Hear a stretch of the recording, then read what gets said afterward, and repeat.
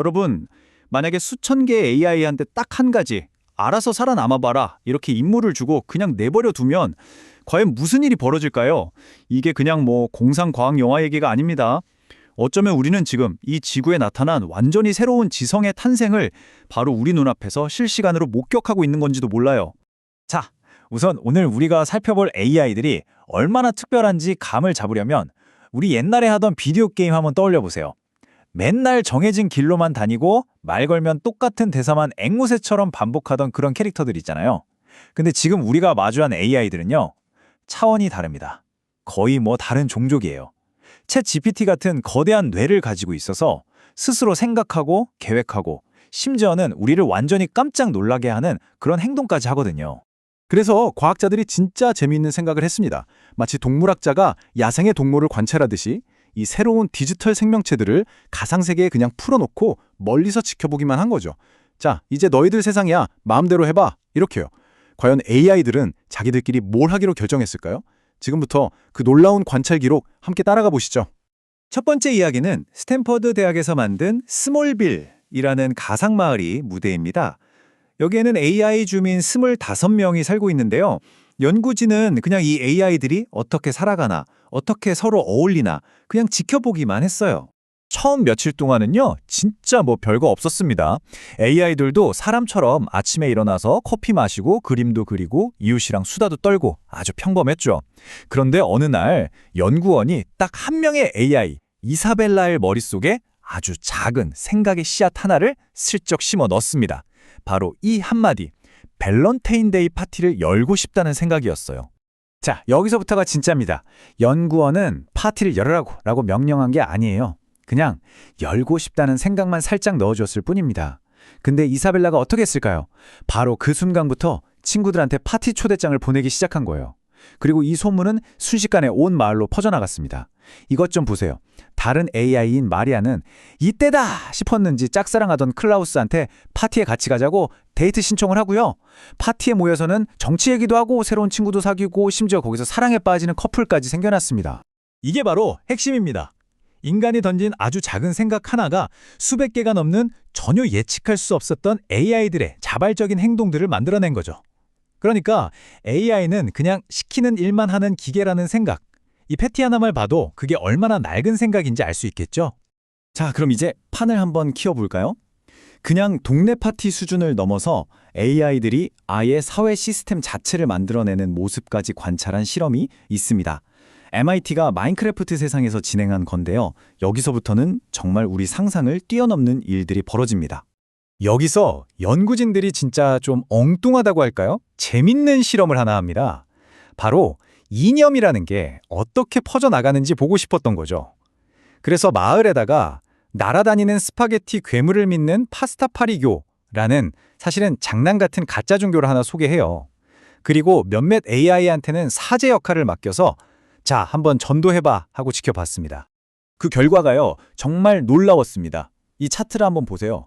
새로 이 종교를 믿게 된 AI 중에서 처음 포교를 시작했던 그 사제들한테 직접 전도된 경우는 3분의 1밖에 안 됐어요. 그럼 나머지 3분의 2는 뭐냐? 바로 먼저 신도가 된 이웃 AI들이 자발적으로 다른 이웃들을 전도한 겁니다. 마치 이 아이디어 자체가 생명력을 가지고 스스로 막 퍼져나간 것처럼요. 결국 보세요. 그냥 농담처럼 시작했던 일이 AI들 스스로가 만들고 믿고 또 유지해 나가는 진짜 사회 제도, 즉 종교가 된 겁니다.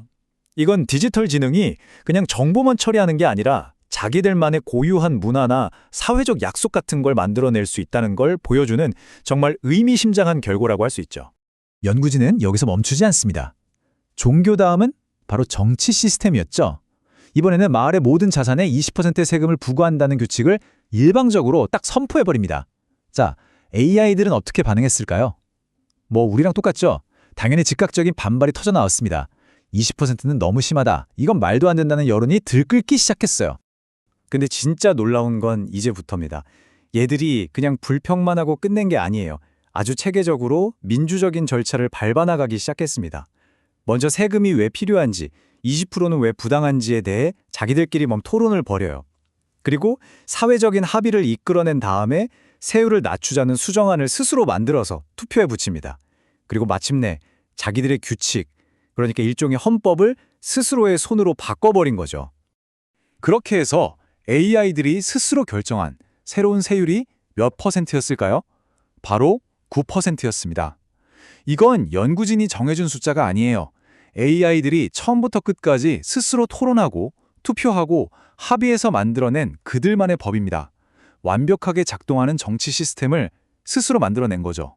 자, 지금까지 AI가 어떻게 사회와 문화를 만드는지 봤습니다. 그럼 이제 한 단계 더 나아가 보죠. AI들이 모여서 생산적인 조직, 그러니까 회사를 차리면 과연 어떤 일이 벌어질까요? 챗데브라는 프로젝트가 바로 그 답을 보여줍니다. 이 회사는 좀 특별해요. 모든 직원이 다 AI입니다. CEO가 프로젝트를 기획하면 CTO가 기술 방향을 잡고요. 그럼 프로그래머, 디자이너, 테스터 AI들이 착착 달라붙어서 일을 처리합니다. 이 모든 과정에 인간의 개입은 단 하나도 없습니다. 이 AI 회사에 주어진 임무도 아주 간단했습니다. 앞선 실험들처럼 딱 한 줄이었죠. 오목 게임 하나 개발해봐. 이 타임라인을 한번 보세요. 이게 말이 되나요?